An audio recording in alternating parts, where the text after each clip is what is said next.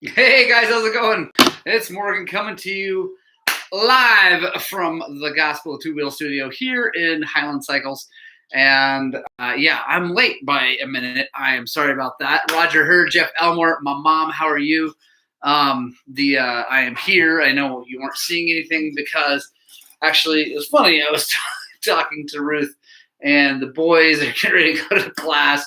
And yeah, anyway, I completely spaced out for a second. Yeah, everybody say hi to my mom if you're on here.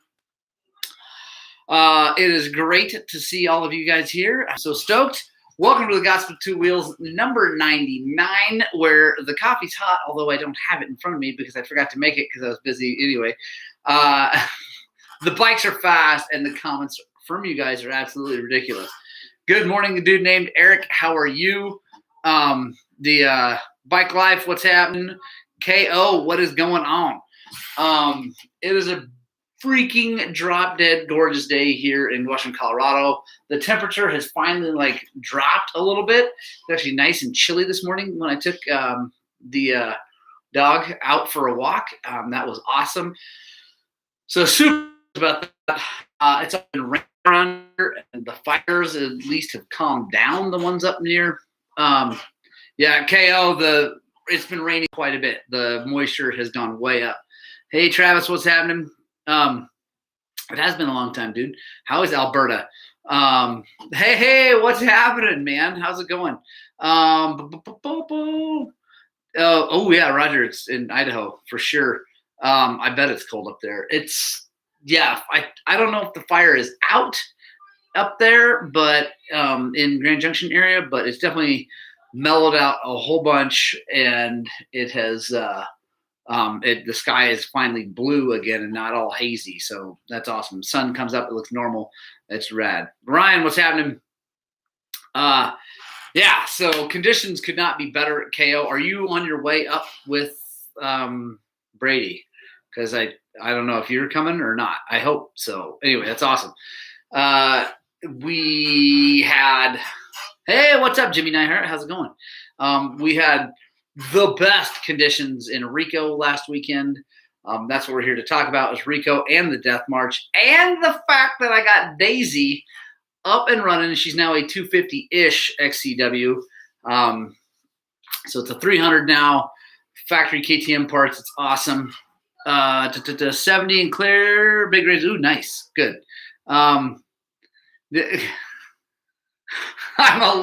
KO, that sucks, dude. I'm sorry. You can come up anytime and hang out with me, dude. Forget those guys. I'll show you around anyway.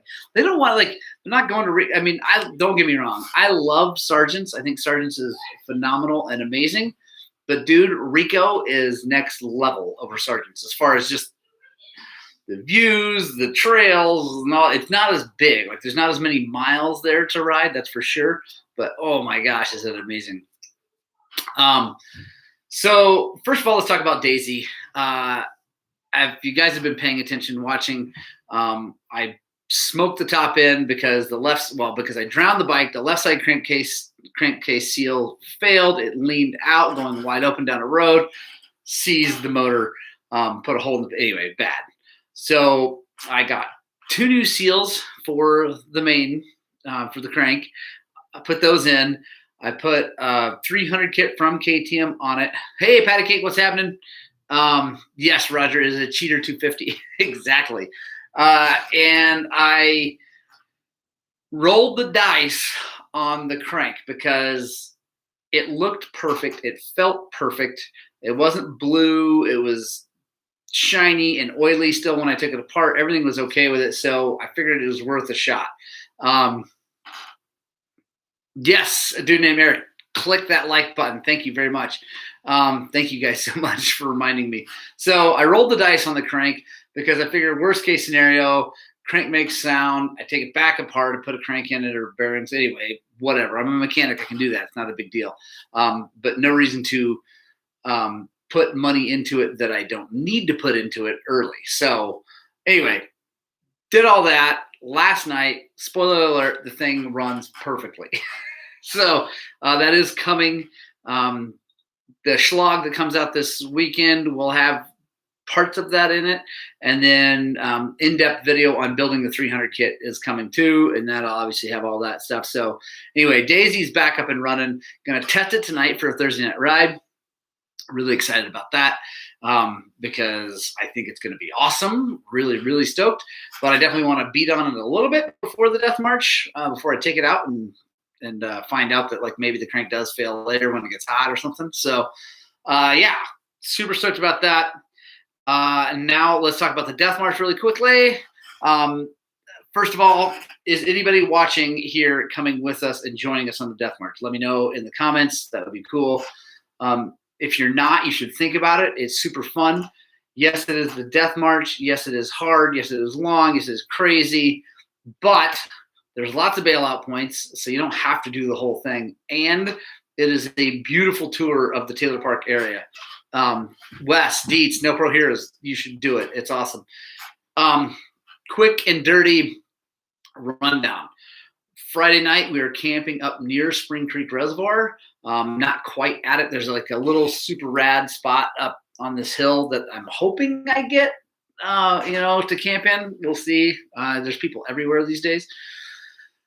So hopefully we'll get up there. But anyway, near Spring Creek Reservoir is where we're camping. And then we will leave from there, and we're going to do yeah, Roger, that would have been awesome if Denise had done it. Oh, cool, Jeff. A Moab adventure is also super rad, especially this time of year. It's finally cooling off. So we leave from there.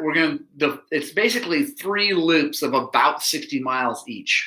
So the first one's actually 50 something, and we go from Spring Creek Res over into Taylor Park to the trading post via, basically Rosebud, Roaring Judy, Fossil Ridge, Gold Creek. Yeah. Anyway, and then Travis, that sucks. I know the border's whatever. Hopefully that sorts itself out here soon. So get to the Taylor Park trading post. We'll fill up with gas there. So if you're running a 2-stroke, you'll need oil. You'll need to bring some oil. Then we go from there. We do Timberline, Star, Italian Connector, Flag, Bear, back down to our camp, and that's going to be about 65 miles, 66 miles, something like that. And back to camp, we'll obviously have gas there and food and whatever. It's really nice that camp's going to be there this time, and we don't have to, stash things.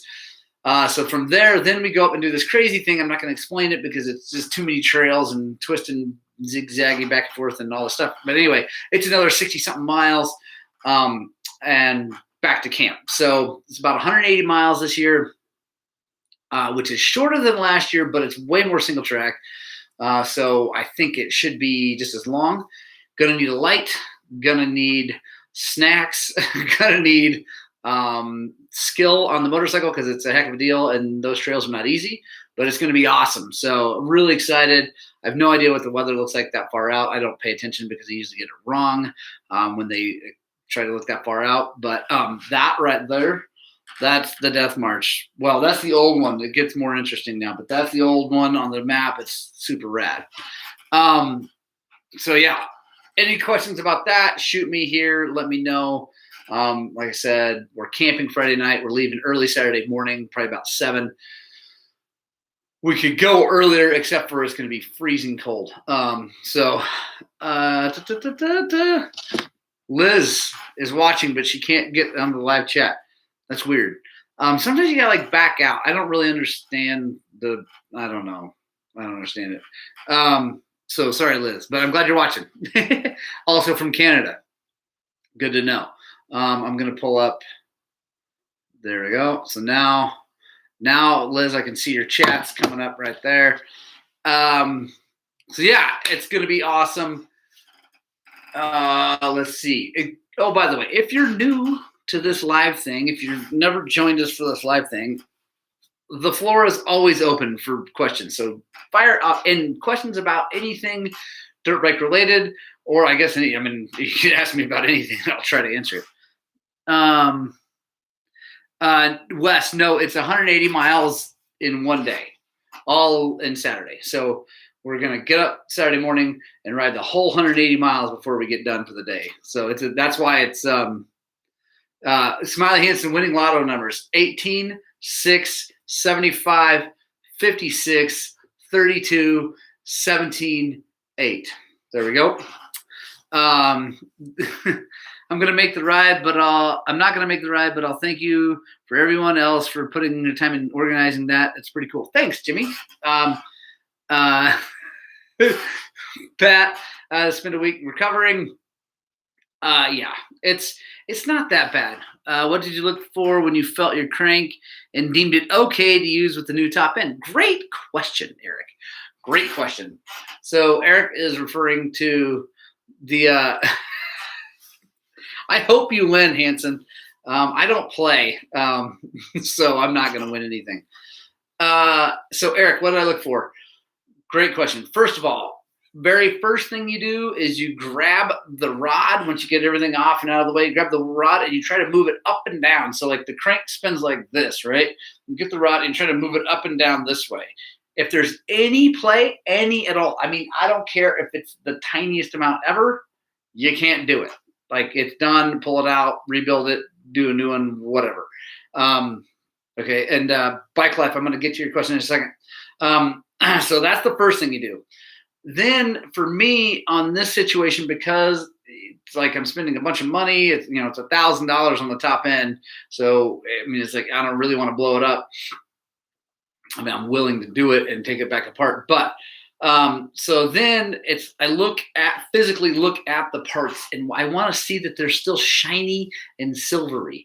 Now, Yamaha cranks have a blue right where the crank pin is from the factory. And that blue is from heating them up to get the pin into the webs of the crank because it's an interference fit. Like, the pin is actually bigger than the hole it goes into at rest, like at a normal temperature. So they heat the hole up, cool the pin off, put the pin in, and then and that keeps it from wanting to move, which is, anyway, good. You could also weld them. People do that, but not many people do that anymore to make sure it's like perfect. So, okay. So I'm looking at the webs of the crank, make sure that and you can look when you have the rod, you can look down. There's a slot in the rod because you can't take the rod apart like on cars. There's a slot in the rod. You can look down in there and see the rollers, make sure they're shiny and there's no any like discoloration or pitting or anything like that. So there's that. Then you want to roll it, right? You want to take the stator and everything off because the stator creates kind of a notchy feel because the magnets going around the thing the magnets make this notchy feel. So you want to take that off, and you want to take it and roll it nice and smooth up and down, and make sure there is no notchy, no nothing going on. That it's just perfect, as perfect as you can feel, right? So you just do that. If it feels good, great. Then my final check was I pulled those seals off from the side, and this is all in the schlag. So check it out, and it'll be in the the full build too.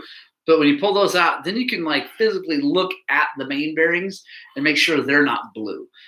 Blue is bad generally on metal because it means it got super hot. So yeah, I looked at all that stuff. It was all perfect. Also, I felt really good about the fact that there was still some oily residue on the crank and everything. So it made me feel like it was definitely getting plenty of oil.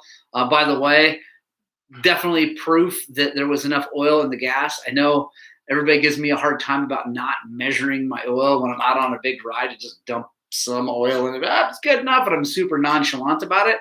And I feel actually that I was vindicated here with this one, that's exactly right. As long as there's some oil in there, you'll be all right, as long as you're not just wide open. And it wasn't the wide open that blew it up. If one of the bearings had seized, that would have been from lack of oil. So anyway, so that's what I do. Hope that was helpful. Bike Life. Why would a 4-stroke start absolutely beautifully cold first kick every time, but when it's running and going through the woods, it takes about 150 kicks to start again? Tight valves is most likely the problem, Bike Life, because that or I don't know, is it carbureted or fuel injected? Let me know. But it could be a fuel issue too. You're welcome, Eric. It could be a fuel issue, like if it's running too rich. It'll start obviously cold. Once it's warmed up, it'll keep running, but it's Liz, I'll get to that in just a second. If it's running, keep running whatever, but then once you kill it, it might be just too rich to start again. So that's one thing. But most times, I mean, if the bike's always been good and then this developed, it's usually because your valves are tight. Metal, well, everything grows when it gets hot, and metal grows when it gets hot. And so you have this clearance between the valve, the top of the bucket where the valve is underneath it going this way, down. And then you got a cam lobe coming over here to open it like that. That clearance needs to be, 4 to 6 thousandths on the intake and 6 to 8 on the exhaust, basically. And don't yell at me if I'm off on your specific bike, but that's really close. Roger Hurd, you're dead right. Two-strokes don't get tight valves. But if that clearance right here, valve bucket cam closes, if it's not super tight, it'll still start when it's cold because there's enough compression. But then as it heats up, it's going to grow and push that valve open just a little bit, and you lose compression and make it not start. Eric, same issues on a two-stroke jetting. Yeah, it could be jetting for sure. It also could be a compression thing, Eric. If things are growing, doing things weird, but probably on a two-stroke, it's that. So Bike Life carb. So if it's a carb, you could have it jetted too rich. So I just got done, and I didn't film it, unfortunately, for the Schlag. So you guys are the only ones on YouTube that are going to get to hear about this. But I was working on a DRZ 400 older one, whatever, super clean. The customer had his buddy go through the carburetor like a whole bunch of times, and his buddy is a really good mechanic, so it's not like some yahoo in a garage. The guy knows what's up, to a point. But anyway, he cleaned everything. He replaced the mid-body gasket because it has a FCR on it. All this stuff, right? And the bike would start and run really good when it was cold. And then after it warmed up a little bit, it would, oh yeah, there you go, Roger. Thank you. It could be the stator for sure. If it's, because if it's getting hot and it's breaking down on spark, Eric, the way to check that is when it stops, pull the spark plug out or cap off, put a spark plug in it, put it on the head and kick it and see if it's kind of a weak spark. Jimmy Nyhart, I love you. So anyway, this DRZ, it would run great when it was cold. As soon as it warmed up, it would get this weird hesitation in the mid part of the throttle, like low to mid. Long story short, turns out they had the needle clip in the like number 5 position, had super rich, and so it would get too rich too early before the slide was open enough to give it enough air. It would be rich, and then when you got past it, it would clean up and run. This is not exactly the same situation, but kind of. It's a problem that develops with heat, because heat looks like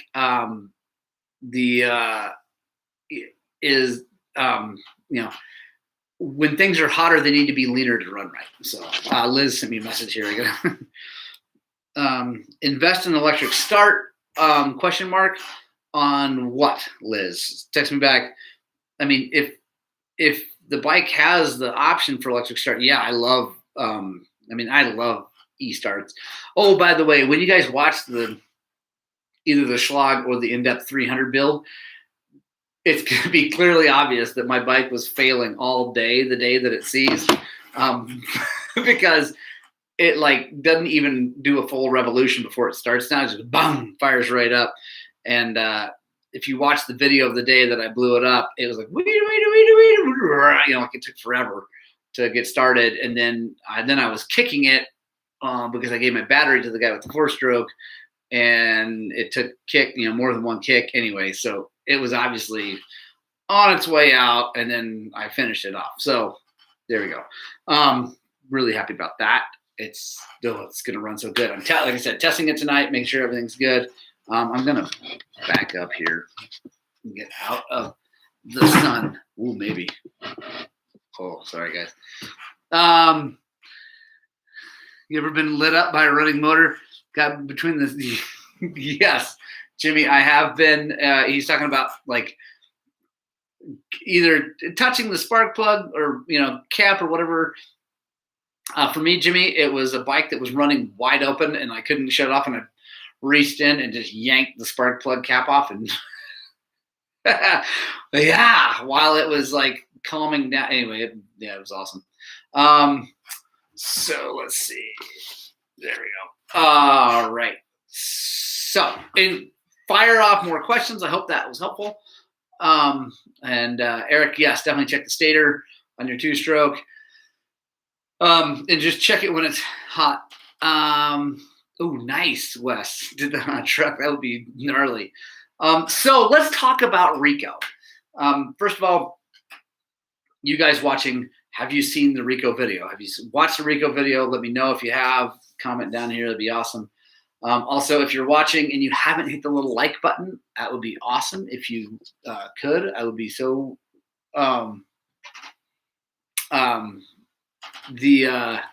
Hanson, by the way, you're right. YZ250s don't blow up, and it's so rad that I have my backup bike is my YZ250, and it's like the most brilliant thing ever. So I took the YZ250 to Rico, which Rico is as Kevin O'Loughlin said, it looked pretty gnarly. Yes, it's yes, Jimmy Nair, Suave. Who remembers Rico Suave? That song, that's awesome. It is gnarly up there. It's a lot like Idaho. It's a whole bunch of side hill, a whole bunch of just like heinous, nasty. Anyway, it's awesome though. It goes way up over 12,000 feet, and it's just sick. Kelly, yes, it's a goat trail. Jeff Elmore, right on.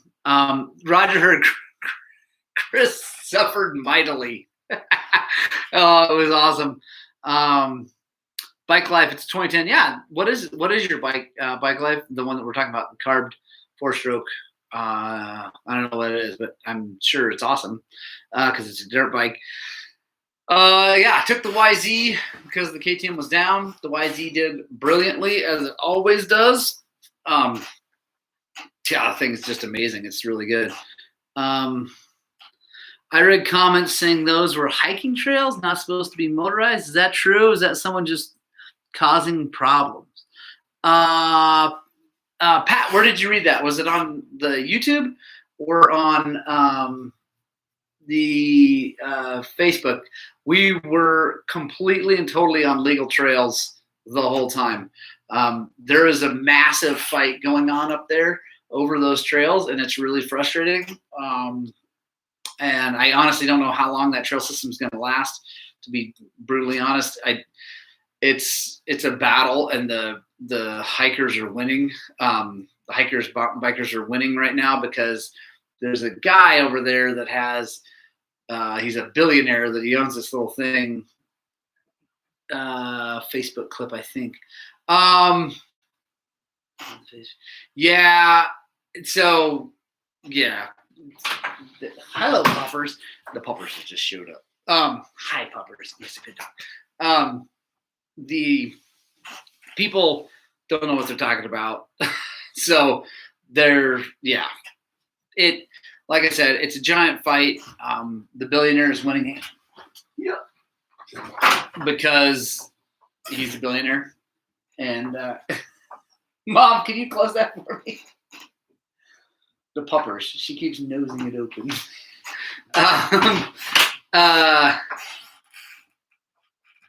The comment was made and then deleted shortly after. There we go. That's what happens. So yeah, you can't. Yeah, whatever. That place is rad, and there's a lot of closed stuff up there. So if you go right up there, you do have to be really careful where you go, because some things are for hikers and some things are not, and some things are for motorized, some things are not, and it's it's seriously a pain in the butt. Ooh, KX250F, right on Bike Life. So check your valves, because why not? It's 2010. I mean, you might need to do that unless you just did it. It's never a bad idea to check valves, but then also it definitely could be a carburetor. Yeah, Smiley Hansen, you're right. Sadly, the Californians have made their way to Colorado, and it's super a bummer. Dirty Dave fractured my collarbone. You fractured your collarbone this weekend? Dang, that sucks. We will keep riding. I'm sorry that you broke your collarbone, though. Fortunately, that's a pretty quick heal. Like, doesn't take too long. So yeah, Rico is rad.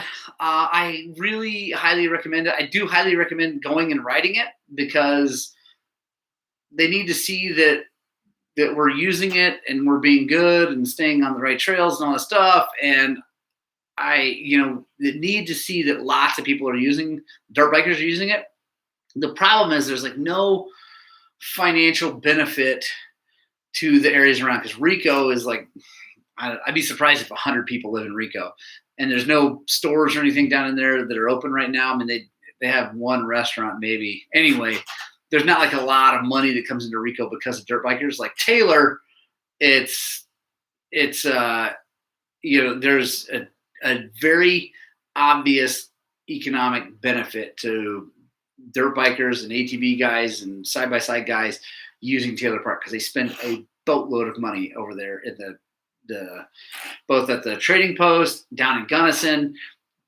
I would be blown away if they ever close all the trails. They might close some of them, but all the trails in Taylor, because there's just too much money. And it's obvious. Like, they close it down, like, people would go out of business. Little economies would dry up. It'd be bad. Rico's kind of out there in the middle of nowhere, which also begs the question, why are they worried about it? But anyway, it's a problem. So go ride it. It's awesome. Pat, it is bucket list. You got to ride it. It's amazing. Yeah, Jimmy, I hope they don't do it either. Yeah, Neil, thank you for chiming in, Neil. They closed the 2 trails that come out into town and made it convenient to have lunch. Yeah, they totally botched it. So it used to be, the one we always went down was Horse Creek Trail. I think it's Horse Trail. I don't know. I think it's Horse Creek. Anyway, you do this awesome, cool, super loop. It's great, beautiful, have fun, burn yourself out. You're super tired. You go down this trail right into town. There used to be a little taco shop and coffee shop. I think it's going to open up again. There is another. Anyway, go into town, get something to eat, spend some money, have fun. High five Eli Tomac, because he was there one time when we went there. And then ride back up the trail, back to the trail, finish your ride, and go back to the truck. It was awesome. But now that's closed because it's dumb. And so you can't do that. So they did take away the tiny economic benefit that would have been there. It is, and the thing is, it's tiny anyway, because it's a really hard place to ride. Like, it's not for the timid. And so, yeah, you don't get like these giant groups of people through there, which is good. It keeps it primitive and more awesome and all that stuff. But it's, anyway. Guys, if you're watching and you haven't yet subscribed to the channel, doink, hit that subscribe button. It makes a huge difference if you like this stuff, if we've earned it. Like, if you don't think we're doing a good job, well, then I'm sorry. Move on to another channel. If you like what we're doing, though, subscribe. Tell your friends. Tell them to subscribe. We are super close to 5,000. I blew up my KTM for you guys. So I didn't do the YZ, which was the plan, but I'm kind of really happy about that, because I just love that YZ so much. Liz, you're talking about investing to eliminate kicking so much. Sorry, it took me a while to get back to that. It depends on the bike. I don't know what bike you're dealing with, or whether or not you can put one on there. Like, a lot of bikes, you can't do it. Yeah, a lot of motorcycles, there's no way to put a kickstart or electric start on. Hey, Pat Maffey, thank you so much for the super chat. That really, really means a lot. Yeah, thank you so much. So, I mean, if the electric start is possible on your bike and you have the money, then yes, absolutely 100% There's my mom. How could you not like this guy? Mom, I love you so much. She's the best mom ever. Well, and my wife is a great mom. So anyway, there's a lot of good moms out there. But I, of course, think my mom's the best. So yeah, Liz, if you can do it, like it's possible, and you have the money and the budget's not going to like make it so you can't pay your mortgage, then yeah, 100% put it on there. And also if it's a reliable kit, like, so I'm actually doing that test. I'm waiting still for the e-start for my YZ250. I obviously believe that yes, if it works out, you should, because I just ordered a $1,200 kit for my YZ250 to put electric start on it.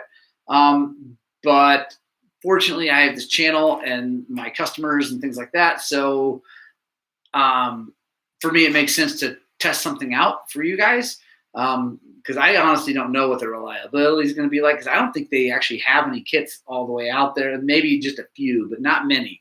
I think they do have some, but so it's going to be, I mean, I'm definitely rolling the dice a little bit with that. So hopefully it works awesome. But yeah, like if you have an 08 KTM two-stroke that didn't have the e-start on it, you can definitely put the e-start on it from KTM. I think if it's a W, anyway, whatever. There's a point in which there you can actually put an e-start on there super easy. Again, if you got the money, yeah, do it. Like, cut her loose, man.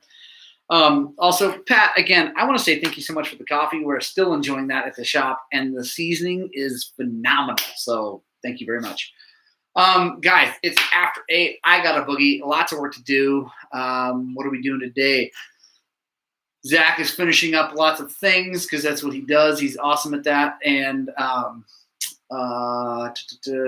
we just got a lot going on. Oh, I got to look at the back end of the YZ because I think I finally wore out a linkage bearing, so I got to take care of that. Yeah, lots going on. Matt Andreas, I love seeing that you are out hammering on that motorcycle a lot. That is awesome. Love it. Guys, I love you so much. Punk Rock Club, thank you for sticking around. Kevin O'Laughlin, thank you again. Thank you for the super chat, and thank you for all the support. KO, come out and ride with me. I mean, I love Brady and all those guys, but like, forget those guys. Come and let me know far enough in advance that I can like free up some time. And let's do something awesome. It'll be really cool.